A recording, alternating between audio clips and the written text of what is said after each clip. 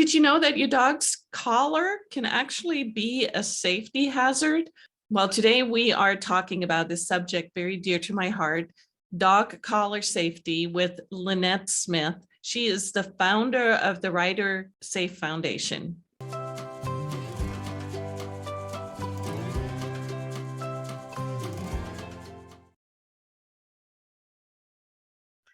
Hi, Lynette. Hi, how are you? Doing good, thank you, and welcome to People with Passion for Pets. I'm really excited to be here today, and so are my dogs. You might see them pop in every now and then with a toy to share with your viewers. That's wonderful. Well, dogs are always welcome on the show.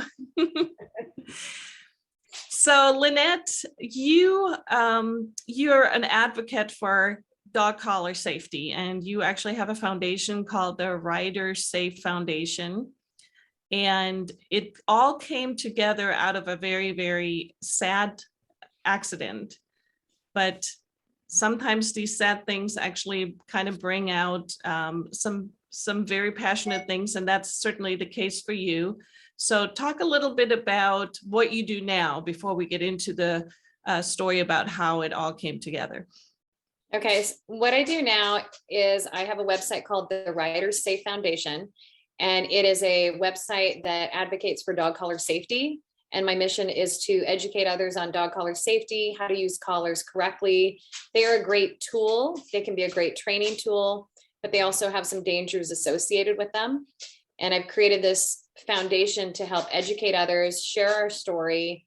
And then we also have on our website flyers and material marketing wise that people can download for free, can help spread our mission, because the more people that are aware of what we do, the more lives we can save. And it's a really simple solution to make some changes that are really powerful for the overall well-being of dogs. As dog trainers and animal behaviorists, we talk to a lot of clients in regards to dog collar safety, and especially, we always recommend with puppy training that pets are put into a crate, but then again, they should never be put in a crate wearing a collar, but there are obviously a lot more other things that you do around that. But I am always surprised how few people really do know about the dangers of dog collars. It's one thing that I didn't know about and I wasn't aware about. I had horses, and having horses, you don't leave a halter on a horse in a pasture. They can get caught on a fence, and they shouldn't wear a halter when they're out free or in a stall. And the dangers with that, making the jump from that to a dog collar isn't really that big of a jump, but you just don't really think about it. And I had no idea that a dog could be strangled or hung by a dog collar, and that it was a common thing. Maybe people think it's not common, or it's really rare, or it's not going to happen to me. It's very, very common. 26,000 dogs that we know of in the US are strangled or hung by a dog collar yearly. That statistic is about 8 years old now. Dog ownership has tripled in the last 5 years. About 1 in 5 people that I talk to have either experienced the loss of a dog from dog collar strangulation, or a dog that has had their collar caught on something and they've hung themselves, or they've lost their dog in a dog kennel with the tag. The tags get stuck quite frequently. So we have a collar, we have a little bow, we have a whistle GPS. This is a GPS tracking. We love this, by the way. And it shows me where my dogs are at.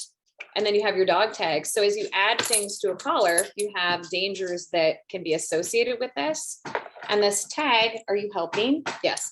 She's really big on dog collar safety. She knows exactly what I'm talking about as soon as I start doing these videos and interviews.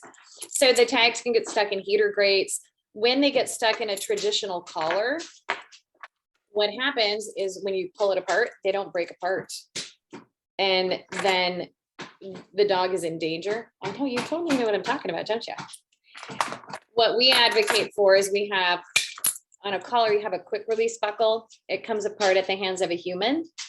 These are a breakaway collar. So there's a little pressure point here. When tension's applied, it will break apart. And then if you walk your dog, you just clip the 2 little buckles here. But I still recommend that dogs aren't in dog collars when they're home alone unattended, when they're in a kennel or a crate. And that when they're at a dog park or playing with other dogs, they also are wearing a collar that's either safe or what we like to say is play naked, where they're not wearing a collar at all. Because that is the biggest common moment for this accident to happen, is when dogs are playing and they're doing the jumping and the over the head, their jaw will get hooked in the collar, and then they twist and they alligator roll because they're fight or flight. And then their response and reaction to getting out of that situation, they think the other dog's trying to kill them frequently. So then it can go from two really lovely, passive, sweet dogs into this just really big blowout of terror and aggression and anxiety, and they're trying to get apart. And it's really hard to get them disconnected. And the accident and the moment happens, in stories I've heard, can happen within like a minute. And one of the dogs or both of the dogs are gone. One is strangled, the other can break their neck.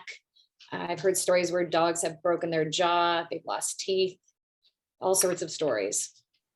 And sometimes the only way to get the collars apart with just even a collar like this, you have regular scissors can't cut it because they get so tight that you have to have industrial strength scissors, which people don't have on hand. We do now. I have them everywhere because I'm always around dogs. But yeah, and then when you factor in this type of collar is one collar, but when you factor in a prong collar, when these get tangled, they're really hard to get apart. So really, to just show people how big of a deal a prong collar is, or a chain collar, to get these detached and taken apart, you have to have bolt cutters. Like, this is the only way you can get this off of a dog that is in a strangulated situation where they're entangled, their jaws stuck, they're hooked, they're all tangled up, they can't get out, is bolt cutters. If you don't have these, your dog is likely not going to survive this. And these are great tools. They're training tools, but on the label, it says they should never be on a dog as a collar. They're a training tool attached to a leash. When the leash comes off, this should not be on your dog. So this is not a dog collar. You should never put dog tags on it. As soon as they get tight, really dangerous. And then the same with these. I've seen dog tags on some of these. Again, another training tool, not a bad tool in the hands of the right person, but just using them properly as they should be used and for what they should be used for. And Lynette, I definitely agree. And again, we are dog trainers. We do use the chain training collars on many of our clients' dogs, depending on what type of training the dog needs and what type of temperament the dog has. But that is yes, but that is always one of our first things that we talk about with people is, this is for training only. This is only when the leash is attached to the training collar, and it has to come off when the dog is just even running around. But like you're saying, even in the dog park. And I am a firm believer here in our house, our dogs never wear collars. Same when we travel in the RV. The collars come off. It's kind of like taking off your shoes, right? When you come in and we take off our shoes in the house, and then the collars come off the dogs.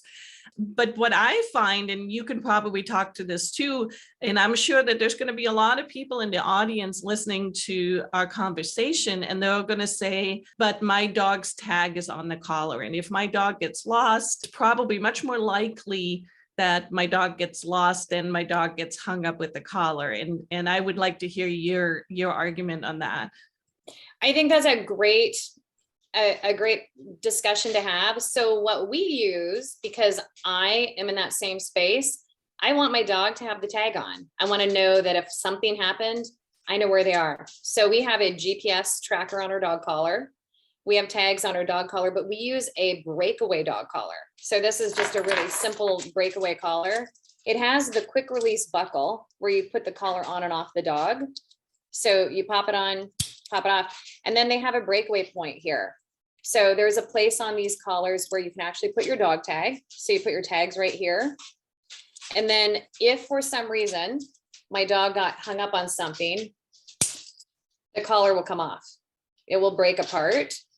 Now, if my dog got out and my dog had tags on, and the collar was found like this, I would know that my dog was saved from something that could have hurt my dog or cost my dog their life. So I would rather know that they were safe. And I know that sometimes dogs get out, and having the tags on them is great. My dogs are also microchipped. So for me, it's really important that I know that they're safe. So they wear the breakaway. I know that this buckle is how it goes on. I know that this is going to keep them safe in the house.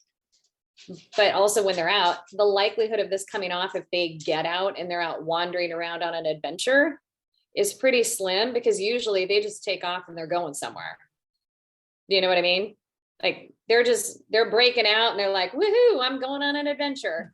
And I have the little GPS tracker, so I can hook up to my phone and I know exactly where they are. My black lab, she's great. She will not leave my side. I've had her since she was a puppy. My chocolate lab, bless his little heart, I love him so much. His name is Hudson, and his middle name is Dammit. So the Hudson is the Labrador part. The other part is the herding dog part. So if he had the opportunity to chase a squirrel, he's going to be long gone. And I don't know his birth name because I've had him since he was about 3. So he knows his name, but you know what I mean? Like there's a spot where he's like, I can't hear anything you're saying. And I see that squirrel and I'm gone. I know that I can find him with the tracker. And I know that if something happened, he got hung up on something, it's going to come off, but it's most likely going to stay on. And it's safe when they're in the house, when they're with other dogs, if they're in the car. You know, there's so many dangers in a house too for dog collars, aside from a kennel, knobs in kitchens. We heard a story about a couple that left their dog in the bathroom, and they just got a puppy, and locally, and the dog's collar got hung up on something, and the dog was strangled and died and was deceased when they came into the house. And that's just a knob in a bathroom. So there's so many little things that they can get hooked on. And I know that this collar, if it gets hooked on a fence, it pops off. If it gets hooked on a knob in the house, it pops. If my dogs are playing and the jaw gets hooked and it twists, it's going to pop off. And there's enough tension that it doesn't just come off really easy. It's got to have a little bit of a tug. So I just know that this is a safer option. So I get the space of, but I want a collar with tags. You can get a collar with tags. It's just safer instead of a collar, because if you've got a collar with no tags, you know, this isn't going to do anything. If your dog gets connected to something, the chain and the prong are not going to do anything. And if you do a buckle collar, if they get hooked, you have to tighten. You got to get that buckle. You got to tighten it to loosen it if they got hooked up on something.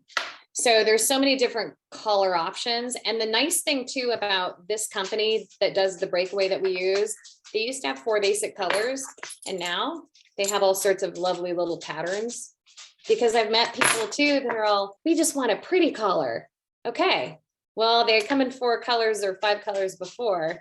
Now they also have pretty colors to kind of hit that target. And I don't know, it's important to me that dogs are safe. I would hate for anybody to walk into a home the way that I did and into what I walked into, because it was horrible.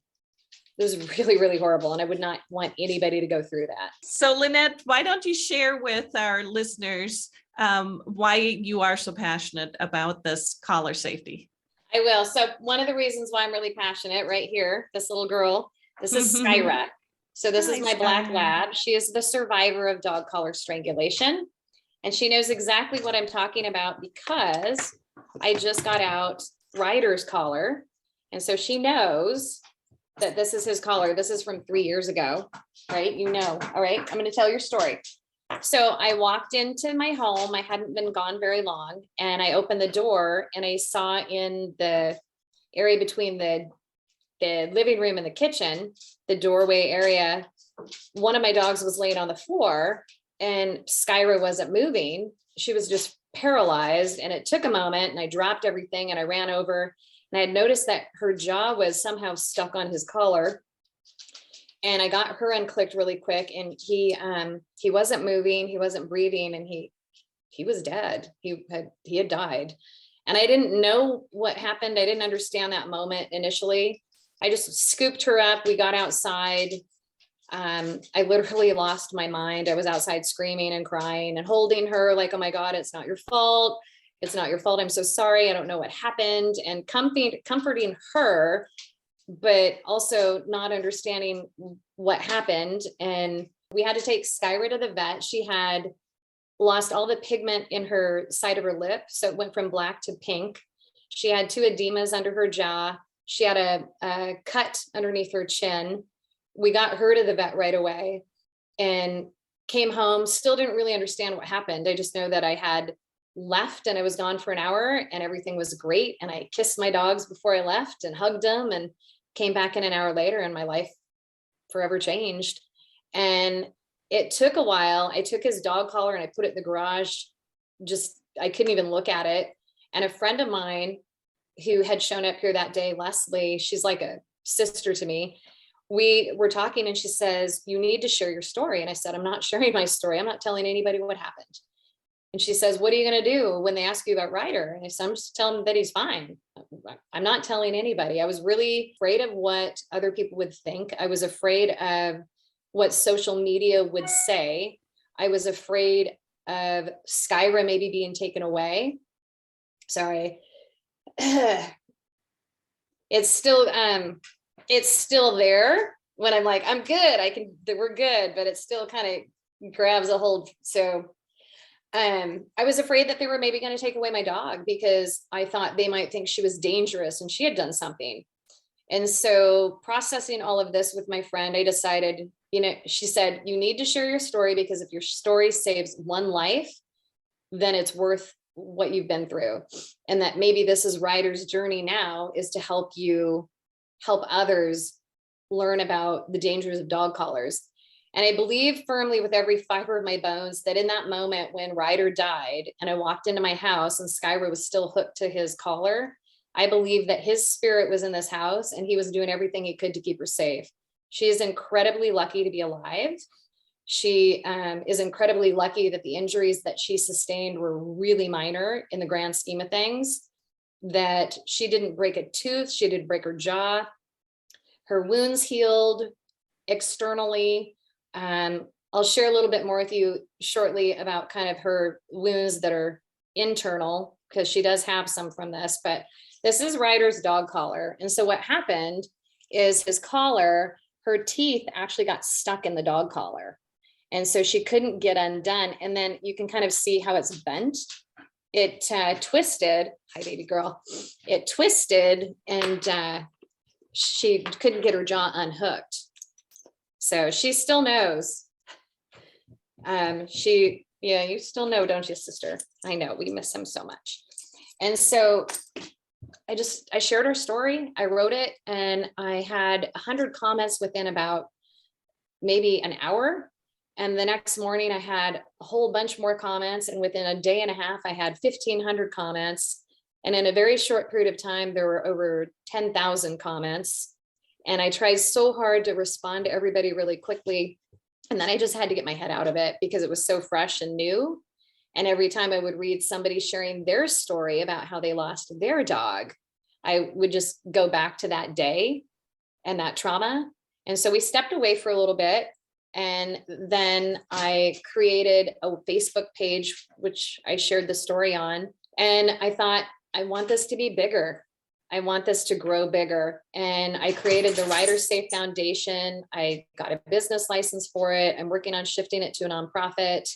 I do this to honor the legacy of Ryder. And I do this to honor the trauma and the story of Skylar and what she's been through also. And she battles with PTSD from what happened. There are moments when I see her playing with our dogs, or that her hackles go up and her energy shifts, or when I walk in the front door ready to greet her and she still cowers from that moment. So I don't actually walk in the front door. I come through the garage, which is easier for her. I have so many people reach out to me with their story. And my goal also, part of what I do is if somebody's lost their dog, one of your listeners today, they could come home today and this could be their story now today, that I want them to reach out to me. I want them to message me. I want them to contact me because I want to help them through this. The only people that really understand the whole spectrum of this are those of us that have been through it. And so we have a community that we just try to help each other navigate it and understand. The biggest thing is, and I still struggle with this, it's not my fault. It was a horrible accident, and I didn't know. And so the people that this has happened to, the biggest thing that we struggle with is guilt, and reminding them that it's not your fault. It's not my fault. It's nobody's fault. It's a horrible accident. And as a collective community of dog lovers, dog boutiques, trainers, breeders, doggy daycares, that we work collectively together to just make a few simple changes, which will save the lives of so many animals and people from going through this. And I really appreciate that you talked about your feelings, because I think that's the number one thing. Like you said, you know, as a person that might have happened to, you know, the first thing is you don't want to tell people, because one, you're afraid they're going to think badly of you because you maybe have done something wrong, which, like you said, it's not your fault. It's nobody's fault. And then, you know, the other thing, which I hadn't even thought of, is that what about the other dog, that survivor dog? Is somebody going to look at that dog and think that maybe she's aggressive? Maybe she did this on, you know, out of some mean idea. Yeah, again, it's so important to understand also the ramifications. Even if your dog doesn't get strangled, even if your dog doesn't die, Right. there is some fear, there is some trauma that's involved in going through something traumatic like this, and it can be prevented. And that's what we're hoping to do by sharing the knowledge and sharing the warning and sharing the and raising awareness. Hoping that people will either find a way to not leave the collars on. And like I said, I've had dogs my entire life, and we've never had their collars on in the house. We teach them not to run through open doors, and we give them a good recall. But I love the breakaway collars, and I'm definitely going to make sure that they are available through our website and that we recommend them. And certainly we're going to leave the links in the description below for all of the listeners to find those. And initially it started on collars off when they're home alone unattended, never kennel or crate your dog with the collar, and watch the collars other dogs play with. Then I really thought bigger, and I thought, wow, we also need to be aware of, do our dogs wear collars in the kennel at the vet when they go in for a procedure? Our veterinarian clinic is amazing. We love them, and they have dog safe collars in their facility now. They don't let any dogs in their treatment rooms or their recovery rooms with collars on. And then taking it to a dog groomer. Are they putting your dog in a crate while they wait to get groomed with a collar on? And then doggy daycare. My biggest two are doggy daycares and dog boarding facilities, because at home you can control what you do. I have yet to find in our area a boarding facility where our dogs, I know, are safe because they're using a dog safe collar. They're using a lot of these daycares. They've got dogs in prong collars, chain collars, buckle collars, quick release. They've got them in just whatever collar they come in, and they're not safe because there's so many dogs and so many people and so many moments. So the other part of this, I like to remind people, when you take your dog to a boarding facility or a doggy daycare, ask them what their collar policy is. Ask them, do they have first aid training? Do they have industrial strength scissors and bolt cutters? What do they do if there's an entanglement? How do they solve that? Because one of the ladies that reached out to me when I lost Ryder, her name is Robbie Scott, and she has an organization called the Naked Dog Project, and for Gracie's sake. And she took her dog to a doggy daycare, thought everything was fine, and they put her dog Gracie in a chain collar. And Gracie had died within 15-20 minutes of being in the facility because she got entangled. Another dog got their jaw stuck, tangled, and died. And then Tenny Mudge, she's amazing. So she lost her dog to Chinook to dog collar strangulation years ago. She's actually the founder and inventor of the breakaway collar that we use now. When I lost Ryder, she reached out to me, and I had been Googling and I had looked to say, I just wanted something to say, like, what happened?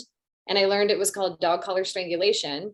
And I learned that through Tenny's website and reading about her dog Chinook. And that's where the educational process for me started to take off. And I really started to learn a lot about this. And Tenny helped me with that. And Robbie helped guide me through the loss. And they reached out to me. And so it's that pay it forward space of me also wanting to help others who've been through this.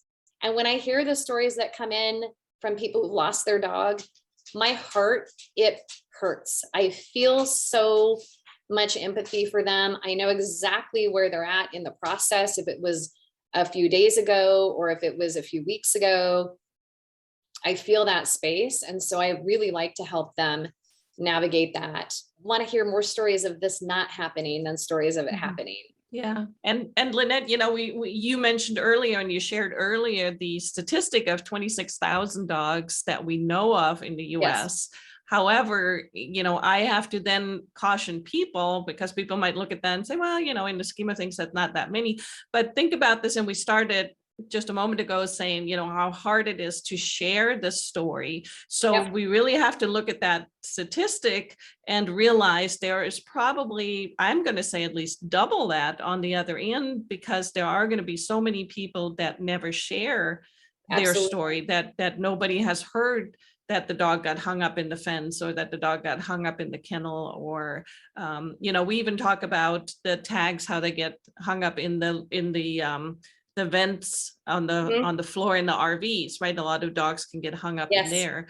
There are so many ways in which a dog collar can become a dangerous thing around the dog's neck, not just playing with other dogs, but just the dog being by themselves. So I'm hoping that people listen to this, and also that they do their research, that they look further into this and think about their options, either, you know, switching to a breakaway collar, or finding ways to not leave the collars on when they can't be with their dog. You have a lot of control at your home when you're with your dog, but, you know, be very, very vigilant in talking to your vet, your groomer, your boarding facility.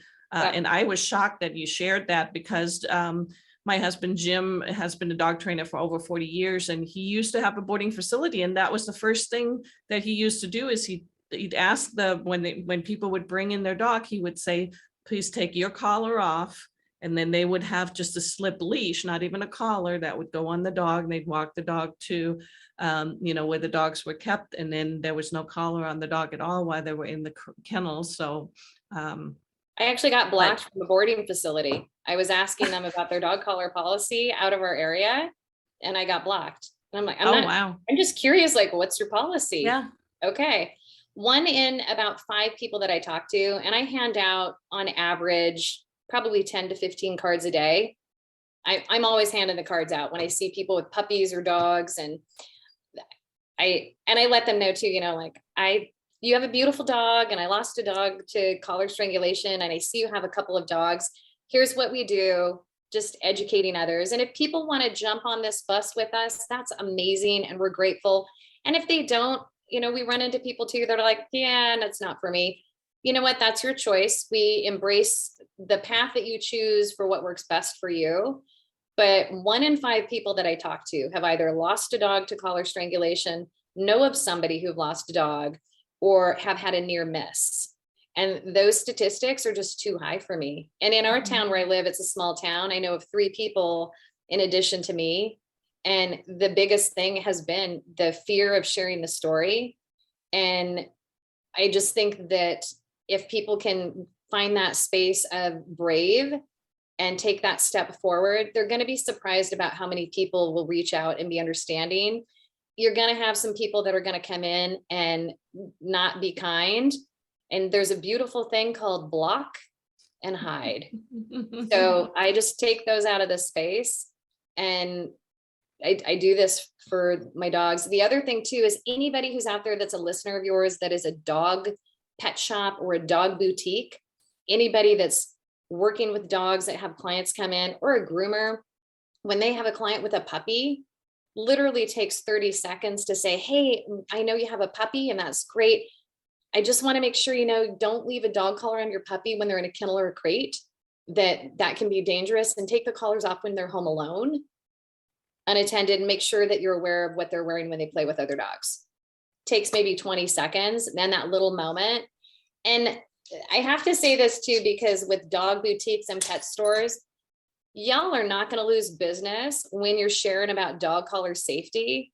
When you're sharing this, people are going to love that you care enough about the pets that come through your store.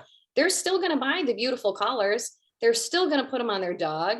They're still going to walk them down the street. They're just going to take them off when they're home alone unattended. So I just want people to know that are working in that space, you're not going to lose money. When you're advocating for safety, you're going to earn more customers because they know that you value their pet and that you value the love they have for their dogs. My dogs are my kids. Well, Lynette, I love your passion, and I love that you definitely have a cause and that you're out there every day. Tell our audience, tell our listeners where they can connect with you. How can they find you? So we are on a couple of different spaces. So we have the Ryder Safe Foundation, and our website is Ryder, RYDER SAFE foundation.com. On there, you can find us on our Instagram, Ryder Safe Foundation on Instagram, also the same RYDER Safe Foundation. But we also have one that is called Labradorable BFFS. Spelled that one time. So it's just Labrador, LABRADOR ABLEBFFS. And that's also our Facebook. You can look at that for Facebook and you can find it. The easiest way though is ridersafefoundation.com. And the breakaway collars, they're posted on our Facebook page. They're also posted on our website, videos on how they work. I've got one where it's on a fence and kind of showing how that tension will snap the collar off. I get literally nothing for sharing their website. I don't earn any money. It literally is me just sharing where you can go to get a safe dog collar for your dog. And what I get from this is knowing that your dog will be safe, whoever is listening, and that I'm helping prevent somebody from walking into their home like we did. And it was horrible. And I just really want to save others from that space. And so does my dog, Skylar. She's a gem and I love her so much and she's amazing. And it's a strange space to feel so blessed and thankful. I think literally I am so thankful for her life every day, that her life was spared. And I'm still heartbroken that he was not, but finding that space to really love on the dog you have that survived, because they're going through that space too, just like you are. Yeah, that's a very powerful message. Thank you. Thank you so much for sharing that. Yeah, you bet. Thank you again for being on the show today. I really appreciate you and you sharing your story and all of the great work that you do. Thank you so much. Bye. Thanks so much for joining us on People with Passion for Pets. If you enjoyed this interview, then you might also like a lot of our other interviews. So check out my playlist over here for the second season of People with Passion for Pets. And until next time, keep your paws on the road.